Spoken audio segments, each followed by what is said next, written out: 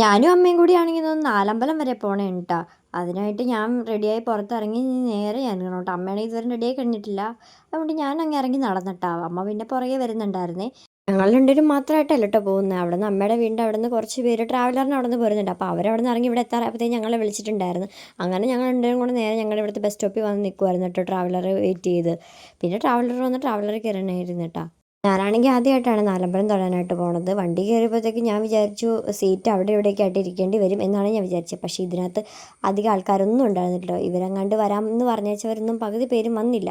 അതുകൊണ്ട് തന്നെ സീറ്റ് ഇഷ്ടം പോലെ ബാക്കിലായിരുന്നു കേട്ടോ. ഞാനാണെങ്കിൽ ബാക്കിൽ ഒറ്റയ്ക്ക് വിശാലമായിട്ടിരിക്കണമായിരുന്നു. അങ്ങനെ ഞങ്ങളിവിടെ നേരെ ആ അമ്പലത്തിൽ വന്ന് ഓരോ അമ്പലത്തിലോട്ട് കയറണമായിരുന്നു കേട്ടോ.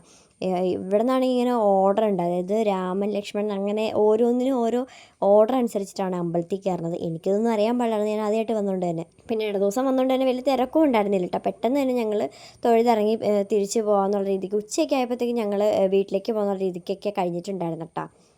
നാലമ്പലത്തിലും തൊഴുത് പുറത്തിറങ്ങിയപ്പോഴത്തേക്കും ഞാൻ വിചാരിച്ചു ഇനി നേരെ വീട്ടിലേക്ക് പോകുന്നു. അപ്പോഴാണ് ഇവർ പറയുന്നത് ഇനി നേരെ തിരിച്ച് പിന്നെയും രാമൻ്റെ അമ്പലത്തിൽ ചെന്നിട്ട് രാമനോട് പോകുക എന്ന് പറഞ്ഞിട്ട് വേണം, യാത്ര പറഞ്ഞിട്ട് വേണം പോകാൻ. അപ്പോൾ എനിക്കൊരു തമാശ പോലെയാണ് തോന്നിയത്. ഇതിന് പുറകിൽ എന്തൊക്കെയോ കഥകളൊക്കെ ഉണ്ട്. എനിക്കിതിനെപ്പറ്റി കൂടുതലൊന്നും അറിയാൻ പാടില്ല. വണ്ടിയിലുണ്ടായിരുന്നവരും ഇവരൊക്കെയാണെങ്കിൽ സ്ഥിരം പോകുന്ന ആൾക്കാരുമാണ്. ഇവരാണ് പറഞ്ഞാൽ ഇങ്ങനെ ഉണ്ടെന്നുള്ളത്. അങ്ങനെ ഞങ്ങൾ എല്ലാ അമ്പലത്തിലും കയറി നേരെ തിരിച്ച് ഇനി വീട്ടിലേക്ക് പോകണം.